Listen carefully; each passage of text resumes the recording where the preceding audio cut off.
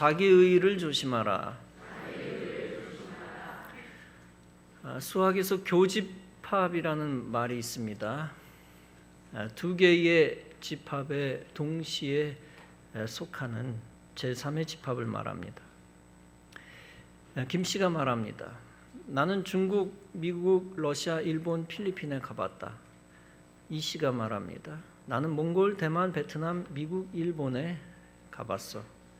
여기서 두 사람 모두 가본 나라는 미국과 일본입니다. 바로 이때 미국과 일본이 교집합입니다. 즉 미국과 일본 유일하게 두 사람 모두에게 해당되는 집합입니다. 지리학에서 점이지대라는 말이 있습니다. 두 지대 사이의 중간지대입니다. 도시와 농촌 사이의 점이지대에서는 도시의 특성, 농촌의 특성이 섞여 있습니다. 언어도 마찬가지입니다. 독일어와 프랑스어를 쓰는 나라 국경지대에는 언어적 점이지대가 있습니다. 두 나라 말을 다 쓰기도 하고 두 나라 말이 섞여 있기도 합니다. 전라도와 경상도 사이의 섬진강 일부도 언어적 점이지대입니다. 이를테면 화개장터가 있습니다. 그 지역에서는 경상도와 전라도 방언이 섞인 화개 방언이 존재한다고 합니다. 모든 지역, 언어, 인종은 어느 집합에 속했다고 볼 수 없는 모호한 중간 집합이 있습니다. 그러나 본문이 신앙적으로 강조하는 것이 있습니다. 그것은 궁극적으로는 하나님 편과 사람 편 사이에 중간지대가 없다는 겁니다. 하나님 편이면 하나님 편, 사람 편이면 사람 편이지 점이지대가 없다는 것입니다. 즉 영적인 교집합을 기대하지 말라는 것입니다. 본문은 말씀합니다. 이제 내가 너희에게 말한다. 이 사람들을 상관하지 말고 버려두라. 이 사상과 소행이 사람으로부터 났으면 무너질 것이다. 반면에 만일 이 사상과 소행이 하나님으로부터 났으면 다르다. 그러면 너희가 그들을 무너뜨릴 수 없겠고 도리어 하나님을 대적하는 자가 될지도 모른다. 베드로와 사도들이 예수님의 부활을 증거했습니다. 그랬더니 사두개인들이 분개했습니다. 사두개인은 부활을 믿지 않았기 때문입니다. 산헤드린 공의회 두 파가 있었습니다. 하나는 바리새파요, 또 하나는 사두개파입니다. 이 두 파 중 바리새파는 부활을 믿었습니다. 그러나 사두개파는 부활을 믿지 않았습니다. 바로 그때 사두개파가 사도들의 선포를 듣고 분개한 것입니다. 이때 바리새파의 가말리엘이라고 하는 사람이 중재합니다. 사두개파 사람들의 격분을 가라앉히기 위해서였습니다. 가말리엘은 이스라엘 사람들아 조심하라 라고 했습니다. 그러면서 드다라고 하는 이름의 사람을 예로 듭니다. 드다와 또 동시에 유다라는 사람까지도 예를 듭니다. 드다가 로마의 반역을 일으키기 위해 400명을 선동했습니다. 그러다 드다가 죽임을 당한 후 군중들이 흩어졌습니다. 유다는 더 강력하게 반역했습니다. 그러다 마찬가지로 유다가 죽임을 당하고 군중들이 흩어졌습니다. 가말리엘은 이 두 가지 종말 사례를 언급하면서 사두개인들에게 요청합니다. 사도들의 종말도 우리가 지켜봅시다. 그들이 드다 유다처럼 종말을 맞을 수도 있지만 그렇지 않을 수도 있다. 사도들이 가르치는 내용들이 하나님으로부터 온 것이면 어떻게 하겠느냐? 단정할 수는 없지만 그럴 개연성도 있지 않겠느냐? 만일 사도들이 참이라면 우리가 곧 하나님을 대적하는 것이 된다. 그러니 좀 더 지켜보자 라는 것입니다. 이것은 가말리엘이 살기등등한 산헤드린 동료들을 진정시키고 있는 것입니다. 즉 그들을 자극하지 않으면서 자신의 견해를 강조하고 권고하고 있는 것입니다. 산헤드린 지도자 중 참으로 지혜로운 사람이었습니다. 산헤드린 공의회의 대제사장들과 사두개인들은 가말리엘의 말을 잘 들었습니다. 즉 그들은 가말리엘의 지혜로운 말에 설득당한 것입니다. 그럼에도 불구하고 그들은 사도들을 순순히 놓아줄 수 없었습니다. 그래서 그들은 사도들을 40에 하나 감한매로 채찍질했습니다. 예수의 도를 전하지 말라는 공의회의 규칙을 어긴 죄 때문입니다. 그래서 그들을 징계하고 예수의 도를 말하지 말라고 명령하고 석방시킵니다. 그렇다고 해서 사도들이 낙심한 것은 아닙니다. 사도들은 여전히 예수님의 이름을 위해 능력받는 것을 기뻐했습니다. 왜냐하면 예수님이 나타나실 때 그들이 영광과 칭찬과 존귀를 받기 때문이었습니다. 그리고 그 핍박으로 그들의 믿음이 증명되기 때문이었습니다. 여기서 우리가 주목해야 할 것이 있습니다. 그것은 가말리엘의 연설 중 하나입니다. 이 사도들의 사상과 소행이 하나 사람으로부터 났으면 망할 것이다. 반대로 이 사도들이 하나님께로 났으면 망하지 않을 것이다. 그리고 그렇다면 공의회는 하나님의 대적이다. 다시 말하면 중간은 없다는 것입니다. 사도가 하나님 편이면 공의회가 하나님의 대적이다. 사도가 하나님 편이 아니면 공의회가 하나님 편이다 라는 것입니다. 본문 앞전에 이미 가말리엘이 말했습니다. 이스라엘 사람들아, 너희가 이 사람들에게 어떻게 하려는지 조심하라. 즉 너희가 베드로와 사도들을 죽이면 영적 책임을 져라 라는 것입니다. 협박하는 것이 아니라 그들을 긴장시켜 조심시키는 것입니다. 괜히 사도들을 죽였다가 사도들이 하나님 편이면 너희는 어떻게 할 거냐 라는 것입니다. 공의회 사람들은 스스로 잘한다고 했습니다. 그러나 하나님이 사도 편이라면 그 결과는 비참한 것이 아니겠느냐라는 겁니다. 이 가말리엘의 경고를 우리는 우리에게 적용해야 합니다. 내가 하나님을 위한다고 한 것 같아도 사실 하나님께 해가 되는 일이 있을 수 있습니다. 사도 바울은 예수님을 믿는 사람들을 죽이러 다녔습니다. 사도행전 8장은 바울의 행태를 잘 묘사합니다. 교회를 진멸하며 각 집에 들어가 남녀를 끌어다가 옥에 넘기니라. 바울이 왜 그런 일에 최선을 다했을까요? 그것이 하나님을 위해 충성한다고 믿었기 때문입니다. 다시 말하면 그는 자기 믿음과 자기 의에 충천한 것입니다.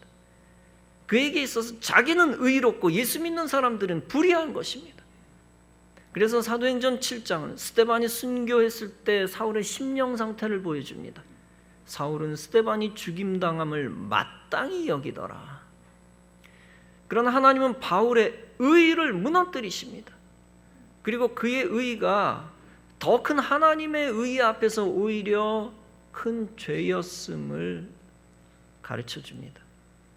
다메섹으로 가는 길에서 부활하신 예수님이 나타나셨습니다.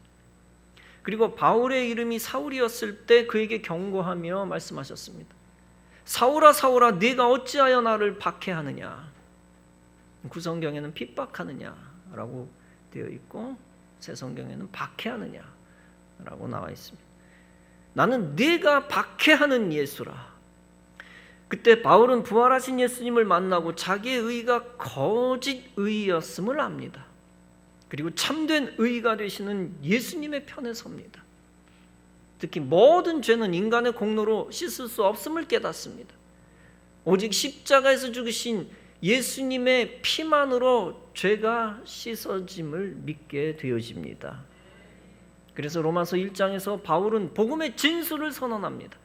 복음에는 하나님의 의가 나타나서 믿음으로 믿음에 이르게 하나니 기록된 바 오직 의인은 믿음으로 말미암아 살리라. 그가 진리를 깨달았으니 이제 자기 의를 버립니다. 자기 의에 충천했던 자가 자기 의를 버립니다. 그리고 십자가의 의를 따르는 예수님 믿는 자의 편에 섭니다. 그리고 예수님을 위하여 복음을 전하고 감옥에 갇히고 매를 맞습니다. 성경에는 구체적으로 나와 있지 않지만 전승에 의하면 그가 순교를 했다고 합니다. 자기 의의를 포기하고 하나님의 의의를 붙드는 순간 사도 바울은 위대한 예수님의 사람이 된 것입니다. 아브라함이 위대한 믿음의 조상입니다.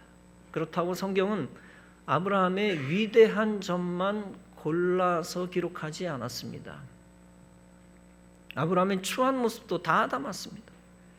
아브라함의 인품이 뛰어나긴 했지만 그 인품으로 의의를 얻은 것은 아닙니다.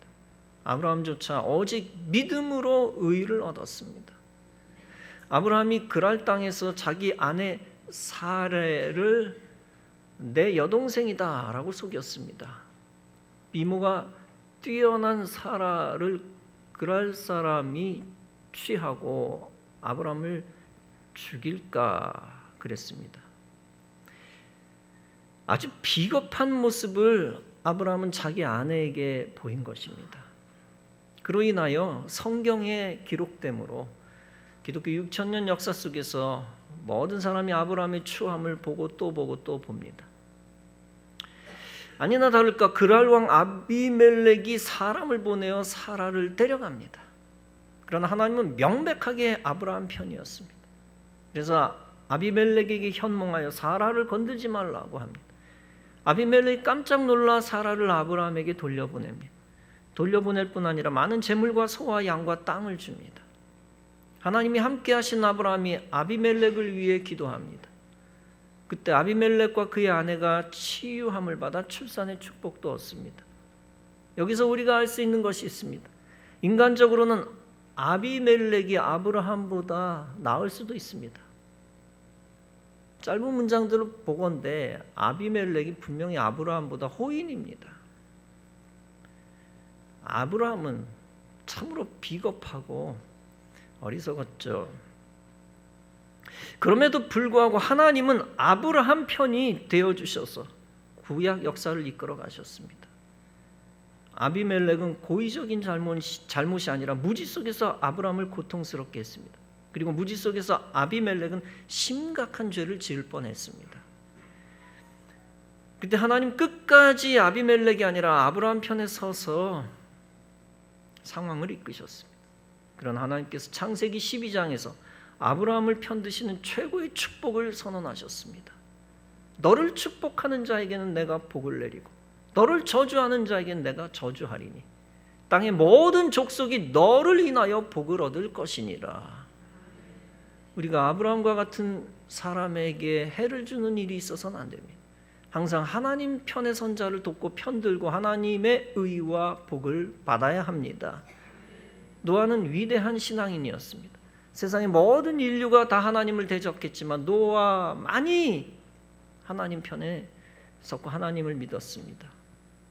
그런 그를 하나님이 복 주시고 노아와 그의 가족만 지구상에 생존시키셨습니다. 다른 모든 인류를 홍수로 지구상에서 쓸어 없애셨습니다. 그러나 노아조차 인간적으로는 실수들이 있었습니다. 노아가 농사에 포도나무를 심고 포도주를 얻었습니다. 그 포도주를 마시고 취하여 그 장막 안에서 벌거벗었습니다. 그것을 둘째 아들 함이 보고 그의 두 형제에게 알렸습니다. 아마 함은 아버지의 추한 모습을 보고 비난했던 것 같습니다. 첫째 아들 셈과 셋째 아들 야벳은 옷을 들고 들어갑니다. 그들은 뒷걸음질 쳐서 그 옷을 아버지 노아에게 덮어줍니다. 노아가 나중에 하나님의 뜻을 대언합니다. 함의 후손 가나안은 저주를 받아 그의 형제의 종들의 종이 되기를 원하노라. 하나님은 야벳을 창대하게 하사 셈의 장막에 거하게 하실 것이라. 함은 불의를 드러내는 것이 의의인 줄 알았을 것입니다. 그러나 하나님은 명백하게 노아 편이 되어 있었습니다. 자기 의에 사로잡힌 자는 결국 하나님의 의를 받은 자의 종이 될 수밖에 없었습니다. 사도 바울의 옛 이름 사울 말고 구약에 사울 왕이 있었습니다. 동명이인이죠. 그는 자기 의에 사로잡힌 자였습니다. 한 번은 사울이 암몬과 전쟁한 후 블레셋 사람과 전쟁했습니다. 그때 아쉽게 이스라엘이 불리해지고 있었습니다. 제사를 드려야 되는데 전쟁의 승리를 위해 제사를 드려야 되는데 선지자 사무엘이 기한 전에 오지 않습니다. 아마 천하를 호령하던 사울은 이렇게 생각했는지도 모릅니다. 무슨 제사장이 시간 안에 제사 드리러 오지도 않아. 차라리 내가 제사 드리는 것이 더 하나님 앞에 의로울 것이다. 그는 사실 하나님을 사랑하지도 않았고 신앙심을 잃어가는 상태였습니다. 단지 조급한 마음에 사무엘 대신 제사를 수행했습니다. 그것이 하나님의 의를 무너뜨리는 매우 중대한 죄였습니다. 이 일로 사울의 왕권은 폐위되었고 그의 후손들도 왕위를 잇지 못했습니다. 그는 또한 자기 의에 사로잡혀 블레셋과의 전쟁에서 무모하게 금식을 선포했습니다. 그것 역시 신앙의 발로 해서 한 것이 아니었습니다. 그로 인하여 그의 아들 요나단을 죽음에 몰아넣는 위기에 빠졌습니다. 간신히 백성들이 만류하여 요나단을 처형하지는 않았습니다. 사울의 그릇된 자기 의에 과신이 저주를 불렀습니다. 하나님이 사울에게 아말렉과 싸워 그들을 진멸하라고 하십니다. 사울이 아말렉과의 전쟁에서 이겼지만 그 승리가 의를 만들지는 못했습니다. 이겼다고 의로운 건 아니었습니다. 모든 전리품을 진멸하라는 하나님의 명령을 어겼습니다. 인본주의 생각, 즉 마귀의 생각이 그의 머릿속에 들어옵니다. 아무리 하나님의 명령이지만 불합리해. 왜 멀쩡한 것들을 다 죽여? 상품 가치가 없는 것은 버리고 품종이 좋은 것은 살려두었다. 국력을 강하게 하자. 이 엄청난 자기의에 사로잡힌 결과는 비참했습니다. 이 일로 인해 다시 한번 사울은 하나님으로부터 버림을 받을 것이라는 예언을 듣습니다. 결국 여호와의 신이 사울을 떠났고 그는 악신에게 괴롭힘을 당했습니다. 결국 자기 의는 거짓된 의임이 드러나고 그의 교만에서 나온 불의가 밝혀졌습니다. 다윗을 죽이려 했습니다. 하나님이 침묵하시니까 자기가 옛날에 쫓아냈던 무당을 다시 찾는 죄를 범합니다. 결국 사울은 길보아 산에서 블레셋 군대와 전투를 벌이다가 세 아들과 함께 전사합니다. 그는 자존심 때문에 스스로 자결을 합니다. 그리고 그의 시신은 벳산 성벽에 못 박히는 비참한 최후를 당합니다. 자기의가 자기를 멸망시킨 사례는 우사의 이야기가 보여줍니다. 이스라엘 백성들이 하나님의 교회를 예루살렘으로 운반했습니다. 그 도중 나곤의 타장 마당에 이르러 소들이 뜁니다. 그러자 레위인만이 손을 댈 수 있는 교회 우사가 직접 손을 댑니다. 그때 하나님의 치심을 받아 그 자리에서 죽습니다. 아마 그는 이렇게 순간 생각했을 것입니다. 하나님의 법궤가 무너지는 일이 있어서는 안 된다. 아무리 하나님이 레위인만 법궤를 만져라 라고 했지만 지금은 급하다. 지금이야말로 상황 윤리를 적용해야 될 때며 이 상황에선 누구도 뭐라 못할 것이다. 심지어 하나님조차 네가 급한 대로 법궤를 잘 보호했으니 너는 잘했다라고 말하실 것이다. 가장 가까운 위치에 있는 사람들 중 내가 아니면 누가 이 의로운 일을 하랴. 이 짧은 순간에 그가 이 생각을 다 했다는 얘기는 아닙니다. 그러나 짧은 순간에 자기가 아니면 이스라엘의 법궤를 지킬 수 없다는 생각을 한 것이면 틀림이 없습니다. 그러나 하나님은 바로 그런 자기 의를 인정하지 않았습니다. 오히려 그를 불의한 자로 간주하시고 그를 치셨습니다. 이 상황 속에서 우리 인생들은 하나님은 불의하다라고 원망할 수 있습니다. 그러나 우리 인생이 하나님 정한 의를 함부로 재단해서는 안 됩니다. 내 생각과 감정에 합당하고 편안하면 의이고 내 생각과 감정이 부당하고 불편하면 불의입니까? 결코 그렇지 않습니다. 하나님의 의는 인간의 생각과 감정을 뛰어넘으시는 분입니다. 이사야 55장은 말씀합니다. 여호와의 말씀에 내 생각은 너희 생각과 다르며 내 길은 너희 길과 달라서 하늘이 땅보다 높음 같이 내 길은 너희 길보다 높으며 내 생각은 너희 생각보다 높으니라. 여러분, 하나님의 생각이란 하나님의 의를 말합니다. 신앙생활하다가 내 의를 하나님의 의보다 높게 보아서는 안 됩니다. 나 아니면 교회를 누가 일으키랴 라는 생각으로 하나님의 의를 무시해서는 안 됩니다. 불순종하는 열심과 불순종하는 부지런함이 오히려 교회를 어지럽게 합니다. 또 자기가 최고의 전문가라고 생각하며 신앙의 원리를 무시할 때 교회를 무너뜨립니다. 오직 우리는 하나님의 시간과 하나님의 질서에 맞추어야 합니다. 하나님의 의가 하나님 사용하시는 사람을 통해 하나님의 때에 하나님의 시간에 나타날 것입니다. 그저 우리는 하나님의 의를 믿고 순종해 하나님 편에 서야 합니다. 그때 하나님이 길을 열어주시고 복을 주시는 은혜를 얻게 되어질 것입니다. 초자연적인 능력이 귀중하지만 그것이 오히려 자기 의가 될 때 위험하며 조심해야 합니다. 마태복음 10장에 나와 있는 것은 12제자가 동일하게 받은 능력입니다. 그것을 보면 가룟 유다도 예외는 아니었습니다. 그는 다른 제자들처럼 더러운 귀신을 쫓아냈습니다. 그리고 그는 모든 병과 모든 약한 것을 고치는 권능을 받았습니다. 그러나 그런 초자연적인 권능을 행한다고 무조건 하나님의 의를 얻는 것은 아닙니다. 예수님의 중요한 제자 가룟 유다는 여러 면에서 자기 의에 사로잡힌 사람이었습니다. 그는 예수님이 재물을 합당치 않은 곳에 사용한다고 늘 불만이었습니다. 비근한 예로 옥합 사건을 들 수 있습니다. 그는 베다니의 마리아가 예수님의 발에 향유 붓는 것을 봅니다. 예수님께 옥합을 깨뜨린 그 여자를 비난합니다. 그는 마리아가 가난한 사람들을 구제하지 않고 허비한다 불만을 표시했습니다. 그러나 사실 그는 돈꾀를 맡은 데다 악심을 품었기 때문이었습니다. 마리아의 돈을 돈꾀에 넣은 다음에 그것을 훔치려 했기 때문이었습니다. 초신자도 대부분 가룟 유다가 훗날 어떤 짓을 했고 어떤 형벌을 받았는지 압니다. 그래도 혹시 모르는 분들을 위해 추가로 설명합니다. 가룟 유다는 예수님을 은 30에 팔았습니다. 그리고 예수님께 입맞춥니다. 그것은 로마 군병들에게 이자가 예수다라고 하는 것을 알려주는 것이죠. 그로 인해 예수님이 잡혀가시게 됩니다. 그런데 가룟 유다는 양심의 가책을 받아 후회하고 목을 매 스스로 죽었습니다. 그 비참한 상황을 누가는 자세히 기록합니다. 유다의 몸이 곤두박질하여 배가 터지고 창자가 다 흘러나왔다고 했습니다. 하나님의 의를 저버리고 자기 의에 충천했던 자는 결국 저주를 받았습니다. 여러분, 교회 안에서도 자기 의에 사로잡힌 사람이 있을 수 있습니다. 그들은 한국 교회를 개혁시킨다고 하면서 교회를 대적하고 불순종합니다. 그 논리를 교회 밖의 안티 기독교인들에게 물어나릅니다. 자기는 교회를 바로 세웠다고 하지만 바로 그 사람 때문에 교회가 무너집니다. 그리고 하나님으로부터 칭찬받는 것이 아니라 징계와 저주를 받습니다. 자기뿐 아니라 온 가족과 후손까지도 복을 받지 못합니다.